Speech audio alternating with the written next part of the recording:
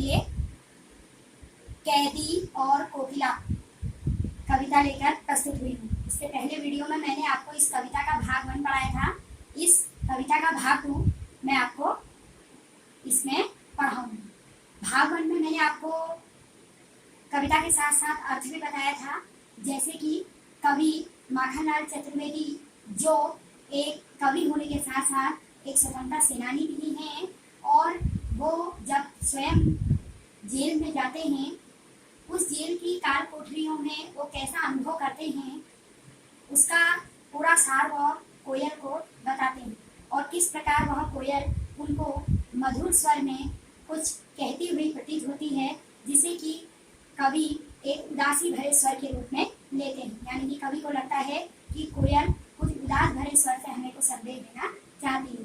तो इसी तरह कविता का जो भाग 2 है, उसमें मैं आपको बताऊंगी कि कवि ये कहना चाहते हैं कि कोयल से प्रश्न पूछ रहे हैं कि हे कोयल, तुम बार बार हमको किस स्वर के लिए हमें किस स्वर के लिए उल्लासित कर रही हो, या हमें क्या ज्ञान दे रही हो। तो कवि को कोयल की जो बोली है उसका यही संदेश सुनाई देता है कि हमें ब्रिटिश हुकूमत के खिलाफ आवाज उठानी चाहिए और अपने देश के हर नौजवान को देशभक्ति का पाठ पढ़ाना चाहिए। तो इस कविता का दूसरा भाग शुरू करते हैं। कविता के साथ साथ अर्थ भी मैं आपको पढ़ाती रहूंगी। तो शुरू करते हैं कविता का दूसरा भाग। काली तू रजनी भी काली, शासन की करनी भी काली, काली लहर कल्पना काली, मेरी काल कोठरी काली, टोपी काली कमली काली, मेरी लौह श्रृंखला काली, पहरे की हुंकृति की ब्याली, तिस पर है गाली ए आली। प्रस्तुत पंक्तियों में कवि ने अंग्रेजी शासन के दौरान जेलों में जो स्वतंत्रता सेनानियों के साथ अत्याचार हो रहे हैं उनका वर्णन किया है, और काले रंग हमारे समाज के लिए दुख और अशांति का क्या होता है बच्चों, प्रतीक होता है। इसलिए कवि ने यहाँ हर चीज़ को काला बताया है। आगे कवि कहना चाहते हैं कि कवि कैदी के माध्यम से कह रहे हैं कि हे कोयल, तुम खुद भी काली हो और ये रात भी घोर काली है। और ठीक इसी तरह अंग्रेजी सरकार द्वारा की जाने वाली सारी करतूतें भी काली हैं। जैसे तुम काली हो, ये रात भी काली है, वैसे ही अंग्रेजी सरकार द्वारा किए जाने वाले हमारे ऊपर जो अत्याचार हैं वो भी काले हैं। और जेल की काली चार दीवारी पर चलने वाली हवा भी हमको क्या लग रही है, काली ही लग रही है। मैंने टोपी काली कमली काली, मेरी लौह श्रृंखला काली, मैंने जो टोपी पहनी है वह भी काली है। कवि कह रहे हैं मैंने जो अपने सर पर टोपी धारण की है वह भी काली है, और जो कंबल मुझे ओढ़ने के लिए मिला है वह भी क्या है, काला है। लौह श्रृंखला काली, कमली मीन्स कंबल, मेरी लौह श्रृंखला काली, और मेरी लोहे की जो जंजीरें मैंने पहन रखी हैं वो भी क्या हैं, काली हैं। पहरे की हुंकृति की ब्याली, तिस पर है गाली ए आली, यानी कि वह भी काली है, और इसी वजह से हमारे अंदर आने वाली कल्पनाएं भी काली हैं। इसीलिए जब चारों तरफ सब काला ही काला है तो हमारे अंदर जो सोच है, हम जो सोच रहे हैं, हमारी जो कल्पनाएं हैं वह भी काली हो गई हैं। इतनी यातनाओं को सहने के बाद हमें हमारे ऊपर दिन भर नज़र रखने वाले पहरेदारों की हुंकार और गाली भी सुननी पड़ती है। यानी कि वह हमको डांटते हैं, फटकारते हैं, गाली देते हैं, हमें वह भी सुननी पड़ती है, जो किसी काले सांप की भांति हमें डसने को दौड़ती है। तिस पर है गाली ए आली, यानी कि वह हमें एक काले सांप के डसने के समान लगती हैं। इस काले संकट सागर पर मरने की मधमाती, कोकिल बोलो तो अपने चमकीले गीतों को, क्यों कर हो तैराती, कोकिल बोलो तो। यानी कि कवि आगे कहना चाह रहे हैं कि कवि यह नहीं समझ पा रहे हैं कि कोयल स्वतंत्र होने के बाद भी इस अंधेरी रात में कारागार के ऊपर मंडरा कर अपनी मधुर आवाज़ में गीत क्यों गा रही है। बार बार कवि के दिमाग में ये प्रश्न उठता है कि आखिर कोयल स्वतंत्रता से सब जगह घूम सकती है, फिर भी वह कारागार के ऊपर मंडरा रही है और गीत क्यों गा रही है? कोकिल बोलो तो, कोयल तुम बोलो तो, अपने चमकीले गीतों को क्यों कर हो तैराती? कोकिल बोलो तो, क्या वह इस संकट में खुद को इसलिए ले आई है कि उसने मरने की ठान ली है? इसका कोई लाभ होने वाला नहीं है। इसलिए कैदी कोकिल से पूछ रहे हैं, हे कोयल, बताओ तुम क्यों इस विपरीत परिस्थिति में आज़ादी की भावना जगाने वाले गीत गा रही हो? यानी कि यहाँ चारों ओर अंग्रेजी शासन का पहरा है, तुम्हें खुद भी उनसे खतरा है, लेकिन फिर भी तुम खतरे को यहाँ अपने आप में लेकर ठान कर आई हो, और ऐसी परिस्थिति में भी तुम हमारे अंदर आज़ादी के गीत की भावना क्यों जगा रही हो?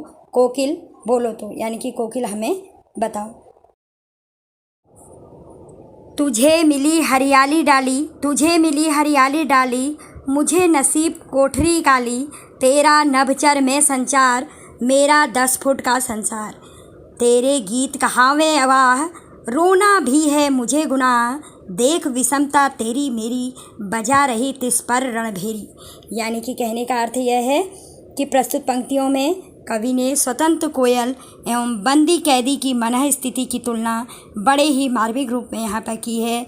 जहाँ एक ओर कोयल पूरी तरह से स्वतंत्र है, किसी भी पेड़ पर डाली पर जाकर बैठ सकती है, कहीं भी विचरण कर सकती है और अपने मनचाहे गीत गा सकती है, वहीं दूसरी ओर कैदी के लिए अंधकार से भरी 10 फुट की जेल की चारदीवारी है। यानी कि वो कोयल को समझाना चाह रहे हैं कि तुम तो स्वतंत्र हो, कहीं भी जा सकती हो, अपने मन से कहीं उठ बैठ सकती हो, लेकिन हमारे पास तो 10 फुट की केवल क्या है, एक बंद चारदीवारी है, जिसमें उसे अपना जीवन बिताना है। वह वहाँ अपनी इच्छानुसार कुछ भी कर सकती है। कोयल के मधुर गान को सुनकर सब लोग वाह वाह करते हैं। तेरे गीत कहावे वाह, रोना भी है मुझे गुनाह। यानी कि कोयल के मधुर गीत को सुनकर सभी लोग वाह वाह करते हैं, वहीं किसी कैदी के रोने को कोई सुनता तक नहीं, और जब एक कैदी रोता है तो उसकी आवाज़ कोई भी नहीं सुनता। इस प्रकार कैदी को कोयल की परिस्थिति में ज़मीन आसमान का फ़र्क है। यानी कि आज कैदी और कोयल के बीच में ज़मीन आसमान का फ़र्क है, मगर फिर भी कोयल युद्ध का संगीत क्यों बजा रही है? देख विषमता तेरी मेरी, मतलब तेरे और मेरे में कितनी विषमता है कि तुम्हारे गाना गाने में भी सब वाह वाह करते हैं और हमारे रोने में भी कोई नहीं सुनता। बजा रही तिस पर रणभेरी। यानी कि कैदी कोयल से जानना चाहते हैं कि आखिर कोयल के इस तरह रहस्यमय ढंग से गाने का क्या मतलब है, क्यों वह काल कोठरी के चारों ओर मंडराती हुई गा रही है, यह सब कवि जानना चाहते हैं।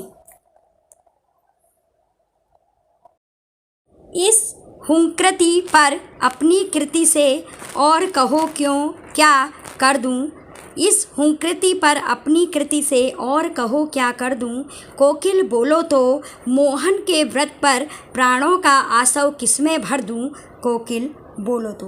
अंत में कवि कहना चाहते हैं कि कोयल और कैदी दोनों के अंदर स्वतंत्रता की प्रबल भावना को दिखाया जा रहा है। यहाँ पर कैदी और कोयल दोनों के अंदर स्वतंत्रता की भावना जगी हुई है। यहाँ कोयल अपने जोशीले गान से देशवासियों को विद्रोह के लिए जागृत कर रही है कि तुम अंग्रेजी शासन के अत्याचारों के खिलाफ आवाज़ उठाओ, इसलिए वह रात को गाना गा रही है। वही कैदी स्वतंत्रता के लिए लगातार अंग्रेजी सरकार की यातनाओं को सहन कर रहे हैं। इसीलिए कवि ने यहाँ कोयल की आवाज़ को कैदी के लिए आज़ादी का संदेश बताया है।